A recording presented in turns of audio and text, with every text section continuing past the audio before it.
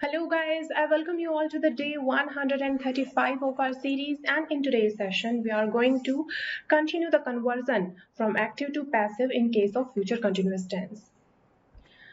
Now here was your yesterday's task where you were supposed to fill the missing word in the sentence. The first statement is I need to aside money for rent. I need to set aside money for rent. I have lost my of thoughts. I have lost my train of thought.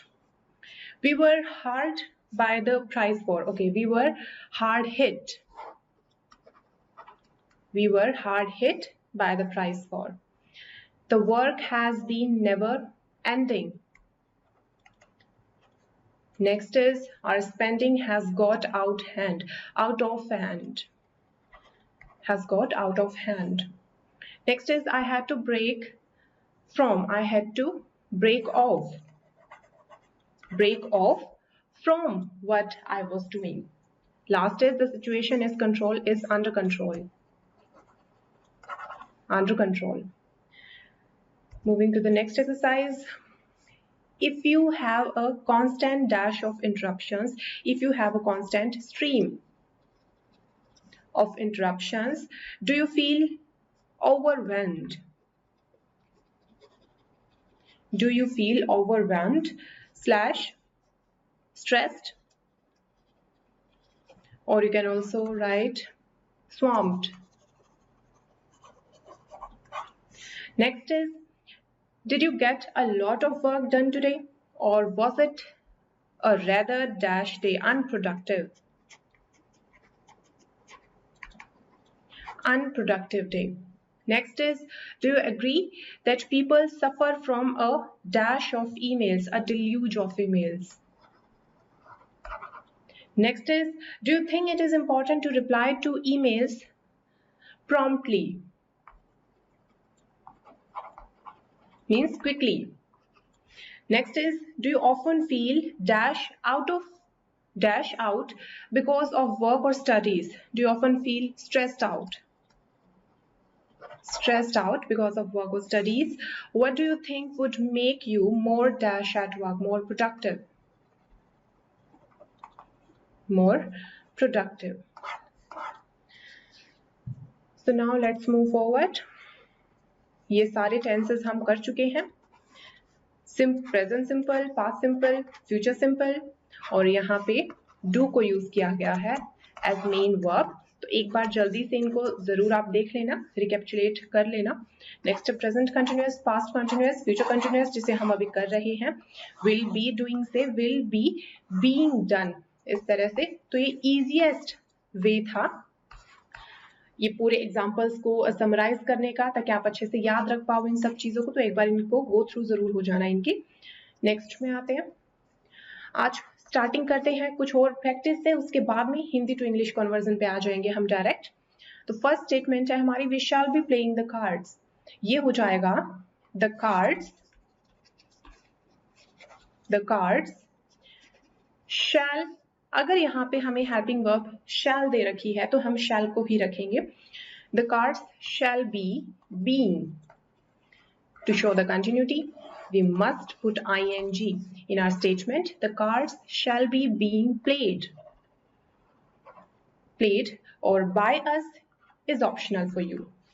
Next is the bird will be singing the songs. The songs will be being ing for continuity. The main verb here is singing, so we are going to use its third form, and that is sung. Sing, sang, sung. Sung is the third form. So the songs will be being sung by the birds. Last is, he will be updating the Facebook status. The Facebook status will be being updated by him. Next में आते हैं. अब यहां से आपको करना है conversion Hindi to English. तो अब जल्दी से काम करिए, अपनी स्क्रीन को यहीं पे पॉज करिए, एक ऑनेस्ट अटेम्प्ट दीजिए और उसके बाद में जो आपने अपने रिस्पॉन्सेज लिखे थे उनको मैच करना, जो मैं अभी रिस्पॉन्सेज बताऊं उनके साथ में। इसी तरह से आप अपनी प्रैक्टिस को इवेलुएट कर पाओगे। तो चलिए स्टार्ट कीजिए।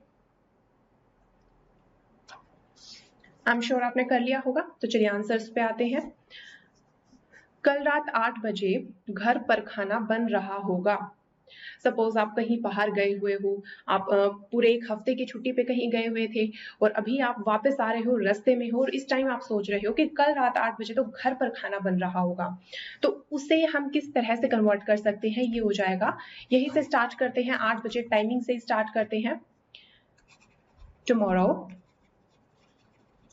Eight 8 PM। अब जैसे हमने PM लगा दिया ना, अब नाइट लगाने की जरूरत नहीं है। So tomorrow at 8 PM, the food, coma लगा के, the food will be being prepared or cooked at home. Next है, अगले महीने जब निधि कनाडा आएगी तब उसका बहुत अच्छा स्वागत हो रहा होगा। तो ये हो जाएगा when Nidhi arrives in Canada। एक स्टेटमेंट ये हो गई। अगले महीने जब निधि कनाडा आएगी, और देखिए यहाँ पे आएगी है लेकिन मैंने यहाँ पे विल अराइव नहीं यूज किया क्योंकि व्हेन है ये आई एम श्योर आपको क्लियर हो गया होगा। मैंने आपको प्रीवियस सेशन में कहा था, सेशन नंबर 36, 37, 38 उनको एक बार रिवाइज करना। When Nidhi arrives in Canada, उसके बाद में हो जाएगा शी विल बी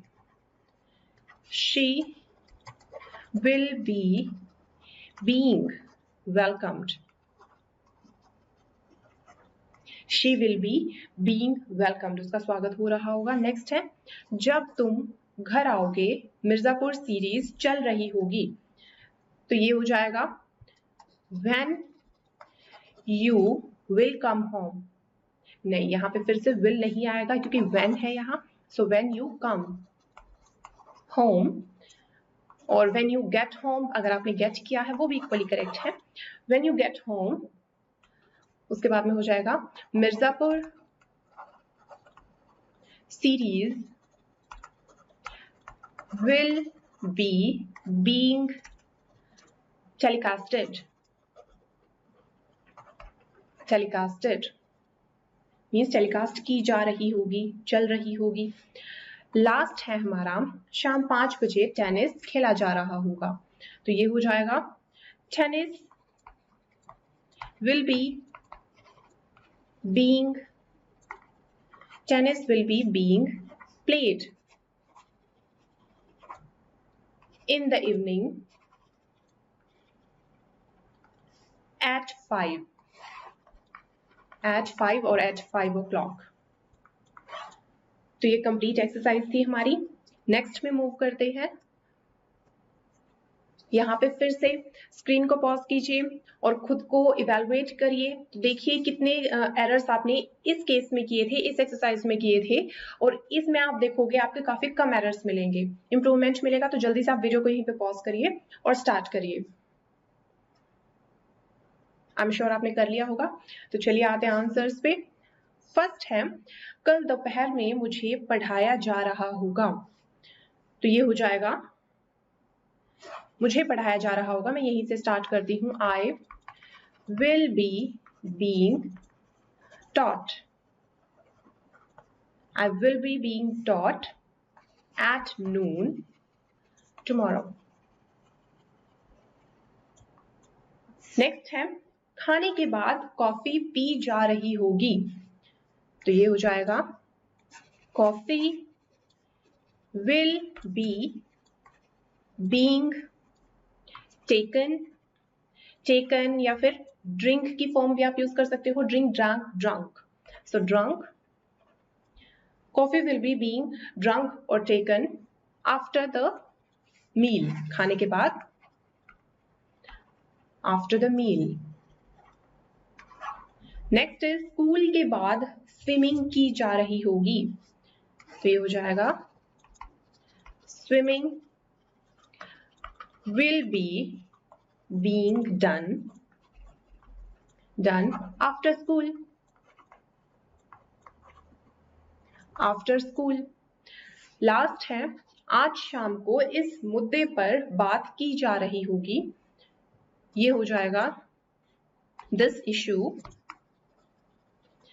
इशू और दिस प्रॉब्लम और दिस मैटर। बेटर वर्ड यही होगा, प्रॉब्लम तो समस्या हो जाएगी, इशू या फिर matter. This matter will be being discussed at the evening या फिर this evening, क्योंकि आज शाम है तो this evening, discussed this evening।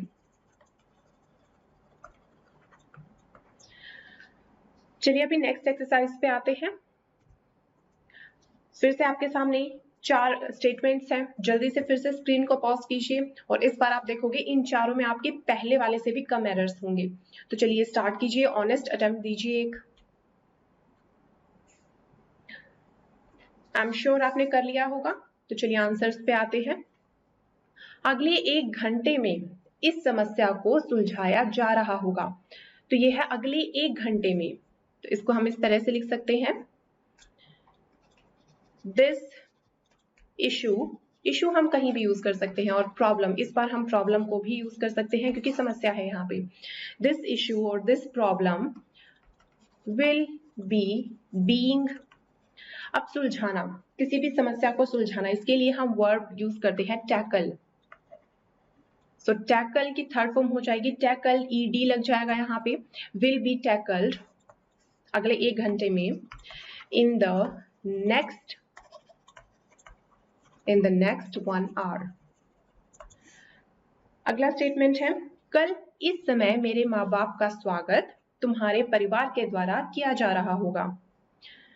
Late से कोई शादी का ओकेजन है, तब की बात हो रही है, तो ये हो जाएगा कल इस समय, tomorrow, at the same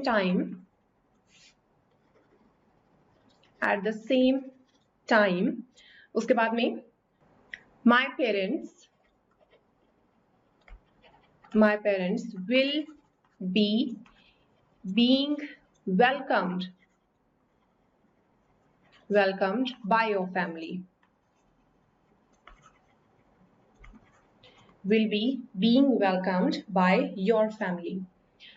third statement है क्या नए साल पर इस समय बीच पर पार्टी की जा रही होगी, तो ये हो जाएगा, यहाँ पे देखिए, यहाँ पे हम टाइम को एंड में रखते हैं क्योंकि बहुत सारे सेंटेंसेस में हमने टाइम से ही स्टेटमेंट की स्टार्टिंग की है, तो आप टाइम को स्टेटमेंट की स्टार्टिंग में भी रख सकते हो, स्टेटमेंट के एंड में भी रख सकते हो। यहाँ पे एक एग्जांपल हम ऐसा करते हैं जहाँ पे टाइम को एंड में रखा गया होगा, तो यहाँ पे हम बीच से स्टार्ट करते हैं, ये हो जाएगा, पार्टी से स्टार्ट करते हैं, ये हो जाएगा विल, और क्योंकि ये देखिए इंट्रोगेटिव है, स्टार्टिंग में क्या गिवन है और स्टार्टिंग में अगर क्या हो दैट मीन्स वहां पे हेल्पिंग वर्ब को यूज किया जाएगा, तो ये हो जाएगा will the party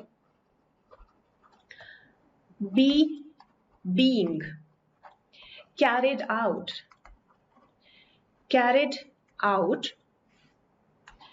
at this time on New Year, और लास्ट में क्वेश्चन मार्क क्योंकि क्वेश्चन था वो। नेक्स्ट है क्या अगले वीकेंड भी बचा हुआ ऑफिस का काम ही पूरा किया जाएगा, तो यहाँ पे फिर से क्या से स्टार्टिंग हुई है, यानी कि फिर से हेल्पिंग वर्ब हम लगाएंगे, तो ये हो जाएगा will the remaining office work और task be being done on the next weekend too, और लास्ट में क्वेश्चन मार्क। तो नेक्स्ट एक्सरसाइज में आते हैं हमारी पे। जल्दी से फिर से आप यहाँ पे स्क्रीन को पॉज कीजिए और इन सभी में एक अपना ऑनेस्ट अटेम्प्ट दीजिए। आई एम श्योर आपने कर लिया होगा, तो चलिए हम इनके आंसर्स पे आते हैं डायरेक्ट। फर्स्ट है, जब तुम पेंट कर रहे होगे तभी दिवाली की सफाई भी की जा रही होगी। तो ये कुछ इस तरह से हो जाएगा, क्योंकि यहाँ पे दो स्टेटमेंट्स हैं और दो स्टेटमेंट्स हैं तो हम दोनों को तो फ्यूचर में रख नहीं सकते, क्योंकि हम पहले कर चुके हैं ये कॉन्सेप्ट। तो इसमें एक को ही हम करेंगे चेंज फ्यूचर के केस में। तो देखते हैं किस तरह से होगा।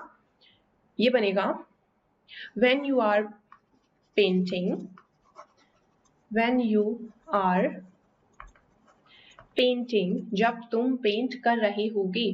तो इंग्लिश में हम होगे को विल नहीं करेंगे यहाँ पे, क्योंकि when से स्टार्ट हो रहा है, when you are painting। तो नेक्स्ट हो जाएगा इसके बाद में the cleaning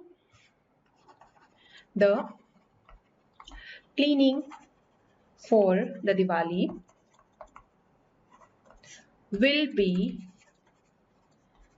being done to at that time, कि उसी टाइम पे दिवाली की सफाई भी हो रही होगी। सफाई भी के लिए हमने इसको यूज किया है TOO2। आप ऑल्सो को भी यूज कर सकते हो, इट्स योर चॉइस। नेक्स्ट है, अगले महीने इस समय हमें डांस सिखाया जा रहा होगा। तो ये हो जाएगा, इस बार हम इसे टाइम से स्टार्ट करते हैं। At the same time next month we will be being taught dance। और आप इसको एंड में भी रख सकते थे टाइम फ्रेज को, दोनों करेक्ट होंगे। नेक्स्ट है, गाने सुनते हुए खाना बनाया जा रहा होगा। तो ये हो जाएगा, the food will be being prepared और cooked और खाना बनाया जा रहा होगा। the food will be being cooked, गाने सुनते हुए। तो ये हो जाएगा while listening to the music। ध्यान रखना, अगर आपने डायरेक्ट ये किया है while listening the music, that would be incorrect, क्योंकि हम हमेशा ही listening के बाद में to प्रपोजिशन को यूज करते हैं हर केस में। listening to the music हो जाएगा।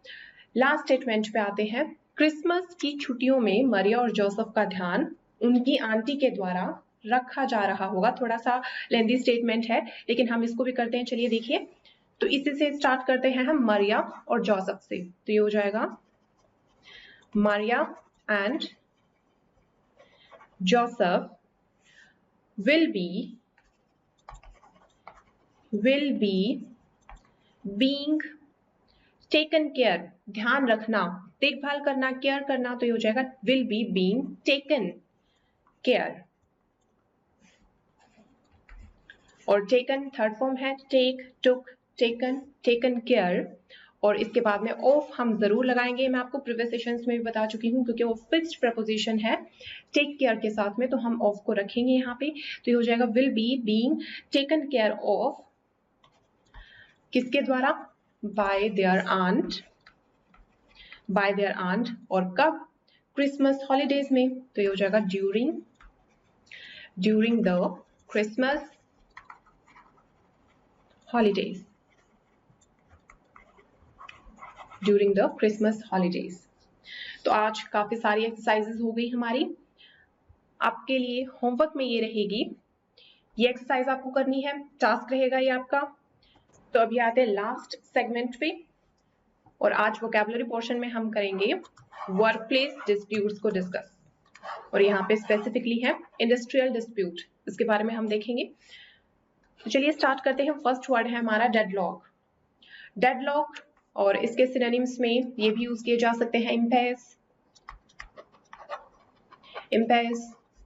या एम्पेस। इसके अलावा स्टेलमेट। इस वर्ड से आप अच्छे से समझ पाओगे डेडलॉक का मीनिंग। अगर आप चेस खेलते हो तो आपको पता होगा स्टेलमेट एक ऐसी कंडीशन होती है कि जहां पे दोनों ही टीम्स के पास, दोनों ही पार्टीज के पास मूव्स खत्म हो जाते हैं, वहां पे कोई जीतना नहीं है, कोई हारता नहीं है, वो मैच वहीं पे रुक जाता है। तो वो कंडीशन होती है स्टेलमेट की। और स्टेलमेट रियल लाइफ सिचुएशन में भी हम यूज करते हैं, और वहां पे इस वर्ड को भी यूज कर लिया जाता है डेडलॉक। यानी कि जो दो पार्टीज हैं, दोनों में आर्ग्यूमेंट्स हो रहे हैं, दोनों एक कॉमन कंक्लूजन पे नहीं पहुंच पा रही हैं, यानी वो डेडलॉक की सिचुएशन में है। failure to reach an agreement or settle an argument, यानी कि be unable to break the deadlock जो लगा हुआ है उसको ब्रेक करने में वो असक्षम है। नेक्स्ट वर्ड है बैलेट। अब बैलेट एक सिस्टम होता है सीक्रेटली वोट करने का, सीक्रेटली सपोर्ट करने का किसी पर्सन को जिसको आप चाहते हो। A system of voting in which votes are made in secret, जहां पे बाकियों को पता नहीं चलता कि आप किसके फेवर में गए थे। और बैलेट को एज अ वर्ब भी यूज किया जाता है और एज अ नाउन भी इसको यूज किया जाता है। Ballot verb, a group of people ask members of a group to vote on something, यानी वही है मतदान करना या करवाना। नेक्स्ट वर्ड है डिस्प्यूट। डिस्प्यूट यानी कि डिसअग्रीमेंट है, दो पार्टी से, दो से ज्यादा भी हो सकती है, कोई एक ग्रुप है, ग्रुप के अंदर भी हो सकता है। डिसअग्रीमेंट, आपस में एग्रीमेंट नहीं हो पा रहा है उनमें, आपस में आर्गुमेंट्स ही चल रहे हैं उनमें। ऑफन ऑफिशियल, ऑफिशियल होता है अक्सर लोगों के बीच में भी हो सकता है, ग्रुप्स में भी हो सकता है। जैसे कि आपने ये वर्ड सुने होंगे, अ पे डिस्प्यूट एंड इंडस्ट्रियल डिस्प्यूट, और इसको सुलझाने के लिए हम इस फ्रेज को यूज करते हैं टू सेटल अ डिस्प्यूट। तो अभी एक बार इसके बाकी और सिनोनिम्स भी देख लेते हैं कि डिस्प्यूट की जगह आप और क्या क्या यूज कर सकते हो। स्टार्टिंग करते हैं, फर्स्ट वर्ड है हमारा कंटेंशन। कंटेंशन, और इससे रिलेटेड एक इडियम भी बनता है, इडियम यानी मुहावरा, वो बन जाएगा bone of contention. Bone of contention यानी कि गले की हड्डी बन जाना। यानी कि कोई दो, जैसे फॉर एग्जांपल दो कंट्रीज हैं, दोनों कंट्रीज में किसी एक प्लेस को लेके अगर लड़ाई हो रही है तो हम ये बोल सकते हैं कि that place is working as a bone of contention between both the countries. इसके अलावा दूसरे सिनोनिम में हम ये लिख सकते हैं अल्टरकेशन, ALTERCATION, अल्टरकेशन। इसके अलावा फ्रेजल वर्ब यूज हो सकती है फॉलिंग आउट, फॉलिंग आउट। इसके अलावा एक और सिनोनिम हम ये यूज कर सकते हैं क्वेरलिंग, क्वेरलिंग या क्वेरल, ये बहुत ही इजी था। स्ट्राइफ, स्ट्राइफ एक सिनोनिम ये हो गया। इसके अलावा बाकी सिनोनिम्स में आप यूज कर सकते हो कॉन्फ्लिक्ट, कॉन्फ्लिक्ट, डिसेंशन, डिसेंशन यानी कि कॉमन एग्रीमेंट पे ना पहुंच पाना, डिसेंशन, डिसेंट होना, मतभेद होना। इसके अलावा ये भी यूज किया जा सकता है फ्रिक्शन, डिस्कॉर्ड, डिसहार्मनी,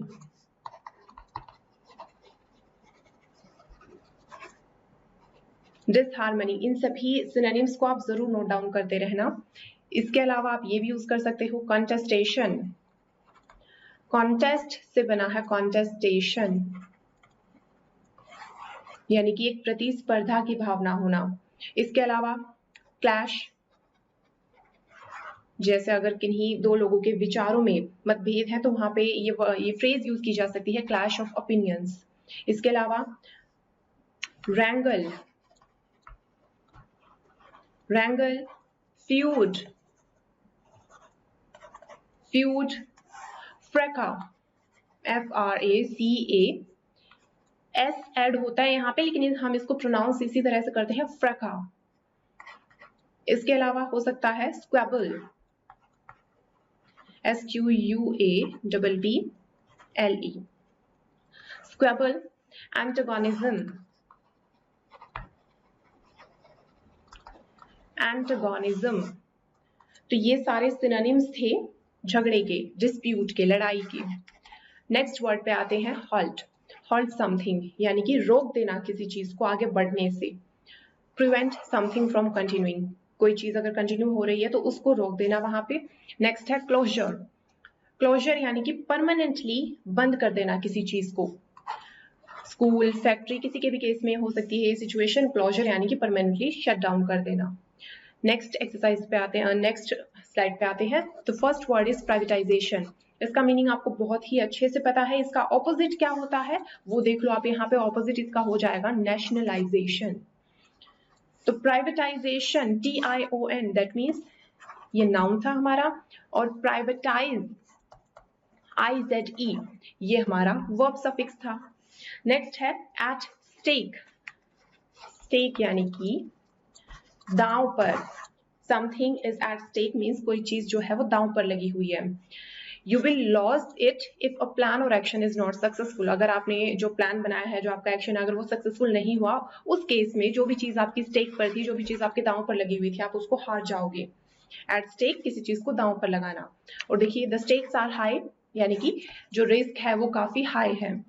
नेक्स्ट है प्रेसिडेंट। अब प्रेसिडेंट को हम इस तरह से करते हैं, यहाँ पे देखिए प्री। प्री यानी कि पहले।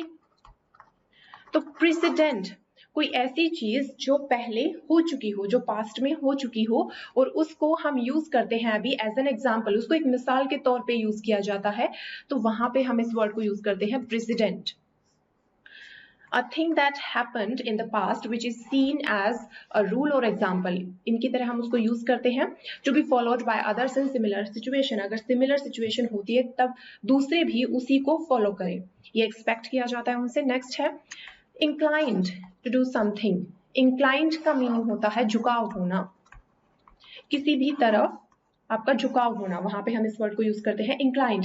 तो कंप्लीट फ्रेज का मीनिंग हो जाए inclined to do something, इसका मीनिंग हो जाएगा कि आप कोई चीज करना चाह रहे हो, आपका झुकाव है किसी काम को करने में, और इसका नाउन हो जाता है inclination। आप यहाँ पे देखोगे TION is a noun suffix.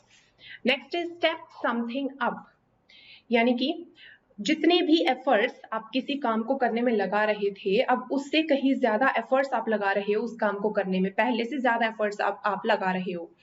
Increase the amount of an activity in order to achieve something, कि अपने अमाउंट को बढ़ा देना एफर्ट्स की। तो वहां पे हम इस फ्रेज को यूज करते हैं स्टेप समथिंग अप। नेक्स्ट है सेट, और सेट के बाद में कोई भी नाउन अगर हम यूज करते हैं तो उसका मीनिंग यही होता है कि हम उस चीज को एज अ कॉपी प्रेजेंट कर रहे हैं ताकि दूसरे उसकी नकल उतार सके, यानी कि उस चीज को हम एज एन एग्जाम्पल प्रेजेंट कर रहे हैं ताकि दूसरे उसको इमिटेट कर सके। जब भी हम सेट प्लस नाउन को यूज करते हैं, जैसे सेट एन एग्जाम्पल, ये तो डायरेक्ट ही वो हो गया, एक एग्जाम्पल रखना किसी के सामने। सेट अ स्टैंडर्ड, एक स्टैंडर्ड, एक मार्क, एक लेवल सेट कर देना कि अब इससे ऊपर जाके दिखाओ। Set a standard. Set a record, एक पहले से रिकॉर्ड सेट कर देना कि इसके ऊपर जाके दिखाओ। और इस तरह से भी हम इसको यूज कर सकते हैं सेट अ बेंचमार्क, जो यहाँ पे गिवन नहीं है, आप जरूर नोट डाउन कर लेना। सेट अ बेंचमार्क। नेक्स्ट है सेट अ प्रेसिडेंट। प्रेसिडेंट को अक्सर हम इस तरह से भी यूज करते हैं, मिसाल सेट कर देना, precedent. It can also mean to decide something as in set a date और सेट अ लिमिट। अगर मैं कहूँ सेट अ डेट यानी कि पहले से कोई डेट चूज कर लो आप। नेक्स्ट है सेट अ लिमिट, पहले से कोई लिमिट चूज कर लो आप, तो ये भी हो सकता है। अभी आते हैं पैसेज पे जिसमें सारे वोकैबुलरी यूज हो रही है। टाइटल है इसका an industrial dispute. Talks between Royal Mail bosses and the CWU union have again ended in deadlock। यानी कि इन दो पार्टीज के बीच में जो बातें हो रही थी वो फिर से एक डेडलॉक में एंड हुई है, खत्म हुई है, यानी कि कोई भी कंक्लूजन नहीं निकला। So the union has decided, इस वजह से यूनियन ने डिसाइड किया है, following the support of its members in the national ballot to set a date for strikes। क्योंकि उनके पास अपने मेंबर्स का सपोर्ट था जो कि नेशनल बैलेट से उन्होंने पता लगाया था। उसके बाद में क्या है, to set a date for strike. Strike यानी कि हड़ताल की डेट को सेट कर दिया जाए as early as next week, यानी कि जैसे अगले ही हफ्ते सेट कर दिया जाए, इतना early. They claim it is not just a पे डिस्प्यूट। उनका कहना ये है, दे क्लेम उनका कहना है कि ये सिर्फ एक पे डिस्प्यूट नहीं है, एक पेमेंट के लिए लड़ाई नहीं है, but an attempt to halt the closure of 2500 post offices। बल्कि ये एक attempt है, एक मौका है रोकने का, halt करने का, the closure of, ये जो बंद कर रहे हैं 2500 पोस्ट ऑफिस, उनके क्लोजर को रोकने का ये एक attempt है। and और इसके अलावा एक और चीज को रोकने का अटेम्प्ट है and the further privatisation of services, जो सर्विसेज की आगे प्राइवेटाइजेशन होती जा रही है उसको रोकने का ये अटेम्प्ट है एक। For the government though there is a great deal at stake, तो सरकार के लिए यहाँ पे बहुत बड़ी बात है जो कि दांव पर लगी हुई है। नेक्स्ट है if the management could give in to the demands, give in यानी कि टू सरेंडर, ये एक फ्रेजल वर्ब है। Give in, to cave in, cave in एक और हम इसको यूज कर सकते हैं, एक और फ्रेजल वर्ब है ये। सरेंडर कर देना, हार मान लेना, घुटने टेक देना। If the government gives in to the demands, demands को लेके अगर गवर्नमेंट घुटने टेक देती है, सरेंडर कर देती है, हार मान लेती है, it could set a president, तो ये जो हमारी स्ट्राइक की बात हो रही थी, तो ये स्ट्राइक एक मिसाल सेट कर सकती है फॉर अदर ग्रुप्स, बाकी ग्रुप्स के लिए, who may feel more inclined to step up their own claims for higher wage settlements। और उसके बाद में क्या होगा, जो बाकी के ग्रुप्स हैं ये भी फील करेंगे, ये भी ज्यादा झुकाव महसूस करेंगे किसकी तरफ, step up their own claims, कि वो जो क्लेम करते आ रहे हैं उनमें वो और ज्यादा मेहनत करेंगे, उनको और ज्यादा पक्का बनाएंगे हायर वेज सेटलमेंट के लिए। तो ये हमारा पैसेज था और अभी ये उस पे बेस्ड एक्सरसाइज हैं जो आपको कंप्लीट करनी है। और इनके अलावा प्रेजेंट परफेक्ट टेंस को आप जरूर रिवाइज करना। और so guys, thanks for listening and just keep practising.